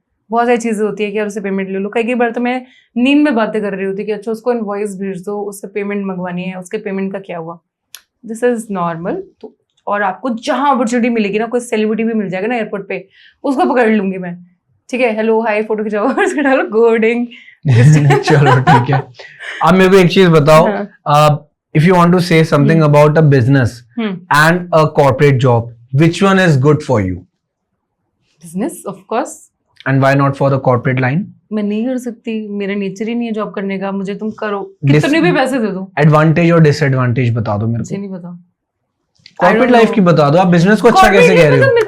मेरे को मैं कर ही नहीं सकती, मुझे करनी ही नहीं। मैंने कर चुकी है, मैंने करी थी, बट मैं उसके लिए बनी ही नहीं हूँ, तो आई कांट डू इट। चाहे तुम मुझे कितने भी पैसे दे दो, मैं नहीं जाने वाली उसमें कॉर्पोरेट और उसमें।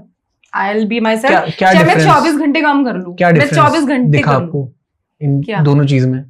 डिफरेंस क्या दिखा आपको? नहीं, अच्छी लाइफ है, कंफर्ट है भाई। आपको फिक्स सैलरी मिल रही है, टाइम से सैलरी मिल रही है, सारी चीजें अच्छी है, आपकी लाइफ में सिक्योरिटी है, आप वीकेंड्स एंजॉय कर सकते हो, आप टाइम से घर जा सकते हो, घर जाके सो सकते हो, फैमिली टाइम कर सकते हो। बिजनेस में अगर आप बिजनेस में घुस रहे हो तो आपको 24 घंटे काम करना पड़ेगा, कोई सिक्योरिटी नहीं है, आपके ऊपर लाइबिलिटी है सैलरीज देने की, रेंट देने की, सारे एक्सपेंसेस की, और आपको ये नहीं पता कि वो पेमेंट का कैसे होगा, पेमेंट रोटेशन का कैसे मैनेज करना है, ये सारी चीजें करनी है। उसके बावजूद भी मैं यही करूंगी क्योंकि मुझे ये करना है, मैं नहीं कर सकती, वो मैं हुई नहीं उसके लिए। ये है। ठीक है, मैंने कब बोला वो बुरा है? वो बहुत बढ़िया है, पर मुझे कंफर्ट में रहना ही नहीं है। इट्स बेसिकली It's मेरा मानना है कि mindset. It's all about mindset. Mindset. आपको जो सी चीज अच्छी लगती है अपने कंफर्ट के हिसाब से वो करो। एग्जैक्टली।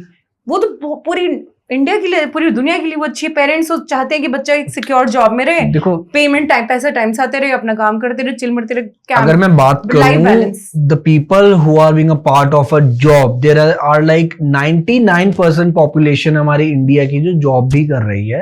हाँ, सिर्फ कुछ 1%, चलो 2% लगा लो, जिनके खुद के ओन वेंचर्स है, खुद की ओन कंपनीज हैं। एंड ये चीज मेरे हिसाब से जो फर्क आया है वो शार्क टैंक के थोड़े उसकी वजह से भी आया कि लोगों का माइंडसेट थोड़ा चेंज हुआ बिजनेस को लेकर, इन्वेस्टमेंट को लेके। अब धीरे धीरे people are more switching towards business as compare to the jobs. आप बिजनेस को भी सोच ही नहीं कर सकते। जो जिसको करना होगा ना, उसके खून में होगा। आप सोचोगे ना मैं प्लानिंग करके कर लूं, ये कर अच्छा। लूं, नहीं कर पाओगे। कर लो, ट्राई कर लो। जो रियल में बिजनेस धंधे वाले लोग होंगे ना, वो कर लेंगे, वो कैसे भी कर लेंगे। वो शार्क टैंक वार्क टैंक का थोड़ी ना वेट करेंगे कि शार्क टैंक आएगा फिर हम इंस्पायर होंगे, मोटिवेट होंगे। नहीं होंगे। अच्छा, खून में होता है बिजनेस, खून में होता है। वो अलग बंदे होते हैं, वो सन कैसे की, पता लगेगा सन कि के यार बंदे ये होते इसको हैं। बिजनेस करना चाहिए नहीं करना वो उस चाहिए? बंदे को पता होगा। जो बंदा होगा उसको पता होगा, वो दुनिया को नहीं पता, वो उस बंदे को। दुनिया तो हंसेगी।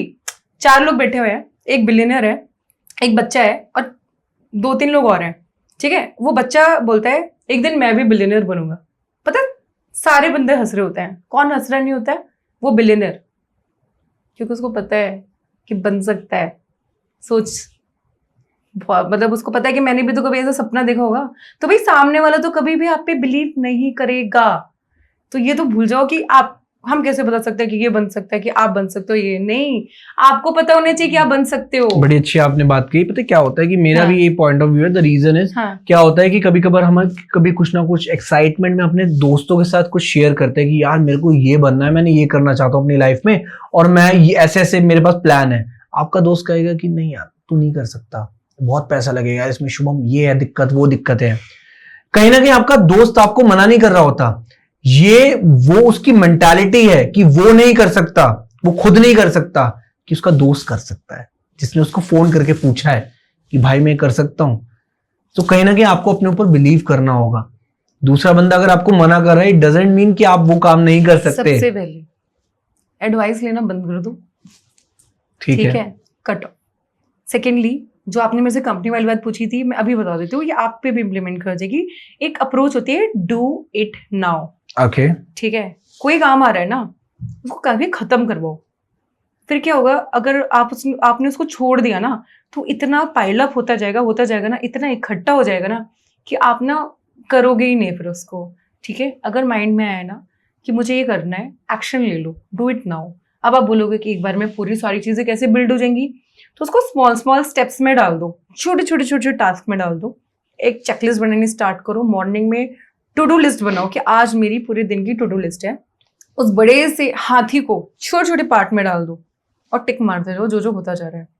फिर आप देखो कि अगर नहीं हो तो फिर बताना। परफेक्ट। मैंने भी तो कभी शुरुआत करी, ठीक है, तो ऐसे ही करी। Do it, to do list, do it now, don't delay the things that you can do right now. That's very important. मैं तो, अगर मैं ऑफिस में भी मेरी जैसे कलीग्स होते हैं, टीम मेंबर्स होते हैं, मुझे ऐसा लग, मैं कोई टास्क दे रही हूँ, वो बोलते हैं अच्छा ओके मैंने अभी you can ask after this podcast, you can ask, ठीक है। It's like I want to get this sorted and close right away. I don't want to stretch further. Why to delay? मतलब अभी बैठ के बात करो, फिर 1 घंटे बाद दोबारा उस टॉपिक पे बात करेंगे, क्यों? खत्म करो। तो इट्स वेरी इंपॉर्टेंट। बहुत अच्छा पॉजिटिव माइंडसेट है यार ये। Yeah. ये वही माइंडसेट है कि एक बिजनेस वाला माइंडसेट ही है, तभी एक इंसान ग्रो करता है, क्योंकि Yeah. तभी तो आप आगे फोकस कर पाओगे अपने और काम पे यार।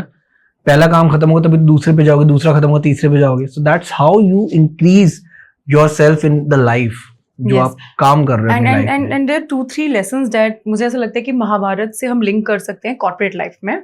हाँ, बता रहे थे आप। जैसे कि जब मछली की आंख पे तीर कमान वाला था, अर्जुन को करना था, जी, और उनके साथ 2-3 लोग और थे। तो गुरुजी ने पूछा कि बाकी लोगों से पूछा कि तुमको क्या दिख रहा है। तो उन लोगों ने बोला, एक ने बोला मुझे पेड़ दिख रहा है, एक ने बोला मुझे पेड़ की डाली दिख रही है, एक ने बोला मुझे पेड़ के पत्ते दिख रहे हैं। अर्जुन से पूछा भाई तुमको क्या दिख रहा है? कह रहा मुझे मछली की आंख दिख रही है। तो फोकस बहुत इंपॉर्टेंट है। डिस्ट्रैक्शन और फोकस यही सिखाता है कि कौन कॉर्पोरेट लाइफ में यही चीज बताता है कि भाई फोकस रहो, और जो चीज आपको डिस्ट्रैक्ट कर रही है उसको छोड़ दो, ऐसे लगे रहो अपने काम में। तो एक तो ये लेसन है, और एक और लेसन है जो मुझे ऐसा लगता है कि राइट बॉसेस का होना बहुत इंपॉर्टेंट है। लीडरशिप का होना, लीडर्स कि आप किनके साथ काम कर रहे हो। जी। कितनी भी सुपर टैलेंटेड हो, जैसे कर्ण है, कर्ण कितना टैलेंटेड है, कर्ण अर्जुन से ज्यादा टैलेंटेड थे, ठीक है, लेकिन वो लीडर अच्छे नहीं थे, उनके पास अच्छे लीडर नहीं थे, ठीक है। दुर्योधन, टॉक्सिक एनवायरनमेंट था, लीडरशिप क्वालिटी इतनी अच्छी नहीं थी उनकी, तो उनको ब्रांड नहीं मिला। ब्रांड कौन थे? पांडव्स। हमेशा ब्रांड के साथ जाओ, ठीक है। पांडव्स को कौन गाइड कर रहे थे? श्री कृष्ण। बिल्कुल। उनको कौन गाइड कर रहे थे? ये दुर्योधन और इनकी जो पूरी टीम। उसको वो इतना सुपर टैलेंटेड होने के बाद, मोरल ऑफ द स्टोरी कि इतना सुपर टैलेंटेड होने के बाद भी अगर आपके लीडर्स आपको जो गाइड कर रहे हैं वो टॉक्सिक लोग हैं और आपको आगे ग्रो नहीं करवा सकते, या फिर वो ब्रांड नहीं है, तो आप लाइफ में कुछ नहीं कर पाओगे। कर्ण की तरह आप शाइन नहीं कर पाओगे। बहुत अच्छे एग्जांपल है। आपको शाइन करना है तो आपको ऐसे लोग ढूंढने हैं जो आपके टैलेंट को समझे, ठीक है। अब मैं एक और एग्जांपल दिखाती हूँ एरोगेंट लीडर का। अगर लीडर में ईगो है तो वो एग्जाम्पल है दुर्योधन का। अब दुर्योधन एक बहुत अच्छे वो वॉरियर थे, ठीक है, लेकिन उनमें ईगो बहुत थी, एरोगेंस थी, और वो एरोगेंस ही उनको ले डूबी। तो कंपनी में कभी भी लीडर को एरोगेंट नहीं होना चाहिए, बहुत स्लाइटली हम्बल, झुकने वाला इंसान होना चाहिए। अभी जैसे कि उनको बोला कि पांडव्स को 4 गांव दे दो, 4-5 गांव जो भी बोला था कि दे दो, तो दुर्योधन ने बोला कि मैं एक सुई के बराबर का भी गांव नहीं दूंगा। तो ईगो आई, और वहां से क्या हुई? सुई के बराबर गांव की पूरी महाभारत होगी, सेना समाप्त होगी, वो समाप्त हो गए। तो एक लीडर की ईगो उसको ले डूब सकती है बिकॉज ऑफ ईगो, तो वो बहुत इंपॉर्टेंट होता है। और ये अमन गुप्ता से की मैंने एक स्पीच सुनी थी, तो उन्होंने बोला था कि जो सेल्स के बंदे होते हैं ना भाई, बट ना वो एक मतलब बहरे हो जाओ, सामने वाला कुछ भी बोलते रहे, बस आपको सेल करनी है और जी करके अपना काम निकालना है, आगे बढ़ना है। भाई इतनी हिम्मत होनी चाहिए कि सामने वाले की ऑब्जेक्शन को हैंडल कर सको, कॉल पे बात कर सको, ठीक है, सामने वाला क्या बोल रहे हैं, कैसे बोल रहे हैं। और तो ये बहुत इंपॉर्टेंट है कि ऑब्जेक्शन से हैंडल करना। कोई आपको सेल्स में तो ऐसा होता है कि भाई अगर ईगो आ जाएगी, सेल्फ रिस्पेक्ट आ जाएगी, तो आप सेल नहीं कर पाओगे। एग्री। बहुत होना चाहिए। और मैं अभी रिसेंटली मैं गोवा से आ रही थी, मैं अमन गुप्ता से मिली थी फ्लाइट में। Oh wow. हाँ, और मैं उनके साथ पॉडकास्ट डेफिनेटली बहुत जल्दी करने वाली हूँ। मैंने उनको मैसेज भी करा, तो let's see where we are talking. अभी रिसेंटली आपने कौन सी वो फेमस पर्सनालिटी जिनके साथ पॉडकास्ट कर रहे हैं, कोई आप उनकी कोई एडवाइस देना चाहो ऑडियंस को? Anything that you want to share? हाँ, मैंने काफी लोगों के साथ करे हैं पॉडकास्ट, लेकिन जो मुझे सबसे ज्यादा जो मुझे अच्छा लगा वो है मिस्टर खली के साथ। ग्रेट खली। द ग्रेट खली। अच्छा। बहुत मुझे ऐसा लगा था खली आएंगे, मतलब स्ट्रॉन्ग और एटीट्यूड होगा, ये होगा वो होगा। बहुत सिंपल पर्सन, ठीक है। उनसे पूछा कि आपकी मम्मी पापा की क्या एडवाइस है आपकी लाइफ में, कि जो आपको अभी तक याद है, जिन्होंने आपको ग्रो करवाया हो। तो यार उनकी मम्मी पापा ने उनको कभी लाइफ में कोई एडवाइस ही नहीं दी, कह रहे सिर्फ आशीर्वाद है बस, और कुछ नहीं है। क्या बात है। आशीर्वाद बस, कुछ नहीं है। कि बेटा जो तू कर रहा है मेरे को तेरे पे ट्रस्ट है, तथास्तु। बस, कोई एडवाइस नहीं है। कह रहा है कि मेरे गाँव में मेरी ऐसी लाइफ से मैं निकला ना कि मुझे वापस ही नहीं जाना था उस लाइफ में, इसलिए मैं वहाँ गया WWE में। He was a policeman in Punjab police. Okay, ये चीज मेरे को पता है। जब WWE के टाइम भी ये चीज बहुत वायरल हुई। उनका पासपोर्ट रख लिया था, उनको बोला तुम नहीं जा रहे, WWE के टाइम हाँ, उनका पासपोर्ट रख लिया था कि तुम नहीं जा रहे वहां पे WWE में। पुलिस पुलिस वालों वालों ने ने। फिर लिया कैसे? अब फिर कुछ क्लॉज आया कि इतना मेरे को कंपनसेशन और कुछ इस तरीके से था। फिर उन्होंने बोला कि हम तो इतना कंपनसेशन नहीं दे पाएंगे आपको, आप अपना पासपोर्ट ही वापस ले लो। फिर वीजा लग गया इनका, चले गए। क्या बात है यार। हम्म, तो ये भी एक जर्नी थी उनकी, एक स्टोरी जर्नी लाइफ थी। की। और इनके गांव में तो कुछ पता नहीं आप ये चीज पूछिए कि वो पहुंचे कैसे वहां तक, WWE में कैसे पहुंचे? क्योंकि Approach कैसे करा? उनको सब बोलते थे कि वो बहुत ज्यादा स्ट्रांग लगते हैं। वो पुलिस में भी थे तो वो जी क्यों रखते, फाइटर लगते हैं, एकदम तगड़े लगते हैं। तो उन्होंने सोचा कि फिर उन्होंने ना मैचेस देखे, पता है किसके, अंडरटेकर, ठीक है, वो WWE का टीवी पे जो भी आता होगा। तो ऐसे देखा कि यार ये कर सकते तो मैं भी कर सकता हूँ, मैं क्यों नहीं कर सकते। ये तो बहुत आसान से यार, इसको तो मैं उठा के फेंक दूंगा। हाँ, ये लेकिन उनसे इंस्पायर था वो अंडरटेकर से। लेकिन खली की जो फाइट है ना उसमें अंडरटेकर को ही हराया।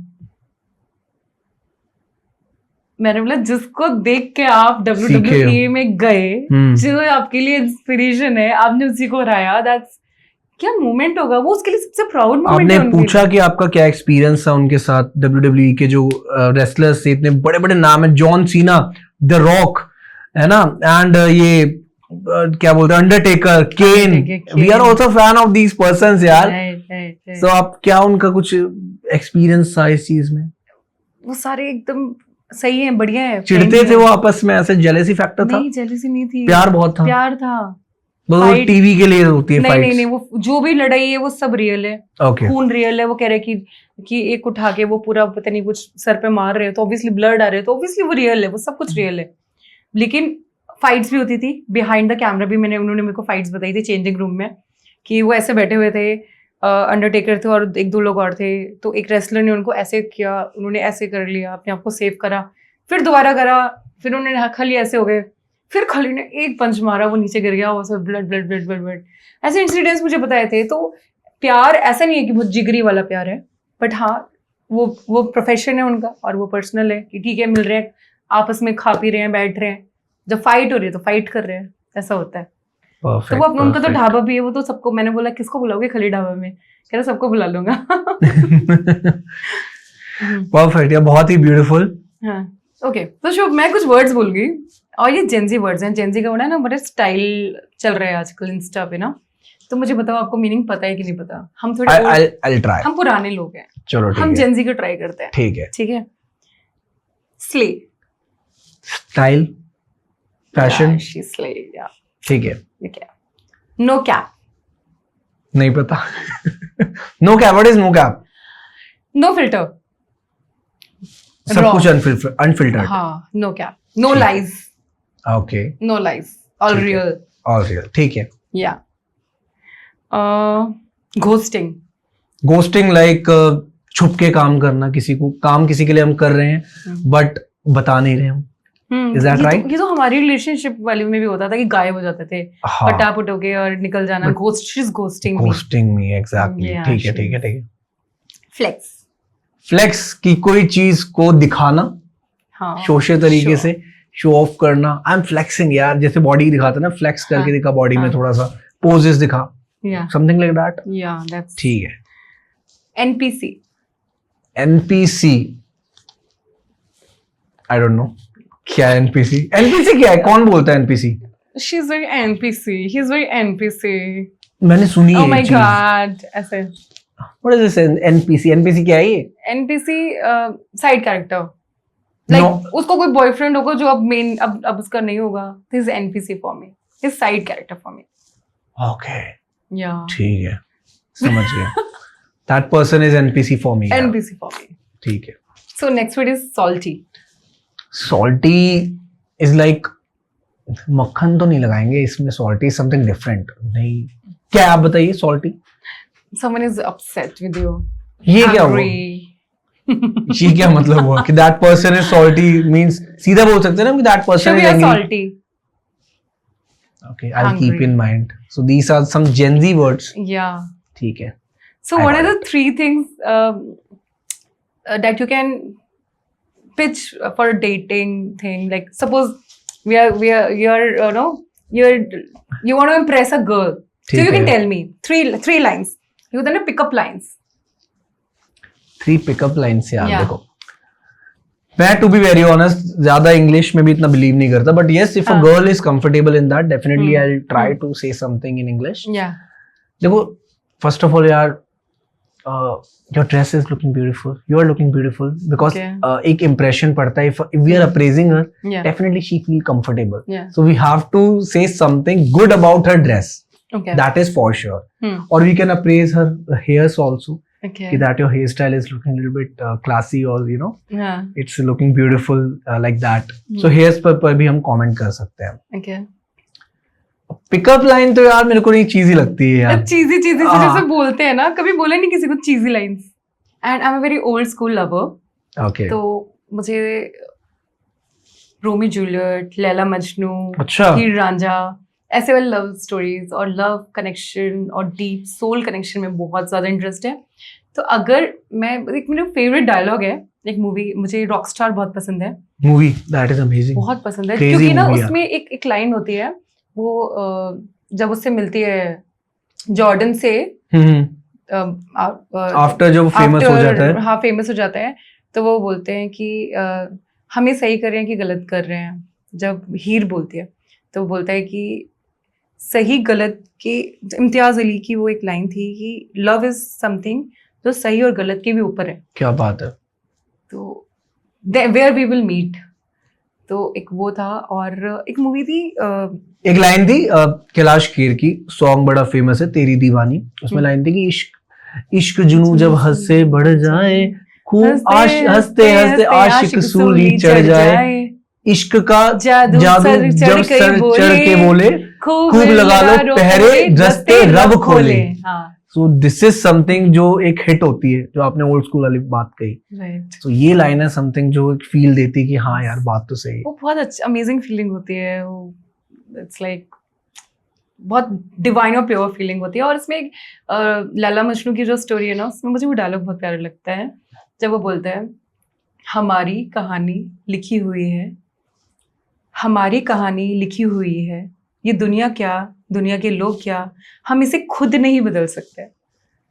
इट्स लाइक वो लड़की बोलती है चीजें ऑलरेडी प्रेडिक्टेड लिखी हुई हैं, लिखी हुई है पहले से. वो लड़की बोलती है मुझसे दूर हो जाओ, मेरी शादी हो रही है, मेरा ये हो रहा है. कह रहे भाई हमारी कहानी लिखी हुई है ना, मैं बदल सकता हूँ ना तुम बदल सकती हो, ये होना है. और कहीं ना कहीं आपको लगता है कि अगर हमारी किसी से शादी हो रही है तो वो हाँ. चीजें कहीं ना कहीं लिखी होती हैं पहले से कि that we are going to marry to that person. क्योंकि शादी इज समथिंग वेरी प्योर. देखो लाइफ में तो भगवान की मर्जी के बिना पत्ता भी नहीं हिलता, तो डेफिनेटली लिखी है. Got it. और कनेक्शन और वो सारी चीजें, तो आपको कुछ कुछ लेसन्स के लिए आपकी लाइफ में कुछ लोग आते हैं, कुछ रियल में आपका साथ देने आते हैं, बट आपको बेटर बनाएंगे. ठीक है. गॉड पे बिलीव रखो, अपना माइंड साफ रखो, प्योर सोल रखो, सब अच्छा होता है लाइफ में. बात करी तो जेनजी का एक और क्वेश्चन रहता है कि यार आज के डेट में बहुत वायरल चल रहा है body count. What's your body count? Definitely that means कि how many times you have been in a physical relationship with how many person in your Really? life, right? Oh. That is what body count is, Oh. right? So अगर कोई बोलता है my body count is 9, मतलब वो 9 लोगों के साथ उसका physical relation था. If a girl is saying, if a boy is saying, so that is what body count is. This is something very interesting. लेकिन मैं आपको एक और चीज बताना चाहूंगा Yeah. कि बॉडी काउंट चलो ठीक है, बहुत कूल लगता है कि अगर हम किसी को कह रहे हैं. प्रेमानंद जी महाराज जी ने भी एक बात कही थी रिसेंटली, अभी हमने पॉडकास्ट में भी डिस्कस करी कि अगर हम किसी से एक रिलेशन बना रहे हैं, physical relation, that Right. Means we are getting that person's energy into our energy. Absolutely. So our spiritual जो एनर्जीज हैं वो बिगड़ जाती हैं.